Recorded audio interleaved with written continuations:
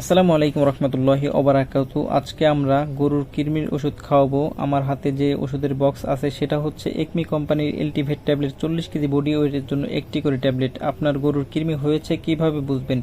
প্রথমত গোবর বসকা বসকা, গোবরের মধ্যে সাবা সাবা থাকা। দ্বিতীয় কারণ গায়ের লোমগুলো এলোমেলো থাকা। তৃতীয় কারণ চোখ দিয়ে পানি পড়া। এই 3 কারণ থাকলে নিশ্চিত আপনার গরুর পেটে কৃমি আছে। আমরা ভালোভাবে ট্যাবলেটটি গুঁড়ো করে নিচ্ছি। 10টি ট্যাবলেট 3টা গরু 1টা ছাগলের জন্য গুঁড়া করে বোতলের ভিতরে দিচ্ছি। পানি দিয়ে ভালোভাবে ঝাঁকিয়ে নিচ্ছি। এরপরে আমাদের খাওয়ানোর পালা। খুব ভালোভাবে খেয়ে ফেললো। এখানে একটু সাবধানতার জন্য বলে দিচ্ছি, মাথা বেশি উঁচা করে খাওয়ানো যাবে না। ওর ঘাড় বরাবর স্বাভাবিক মতো উঁচা করে খাওয়াতে হবে, যেন শ্বাসনালীতে পানি না চলে যায়।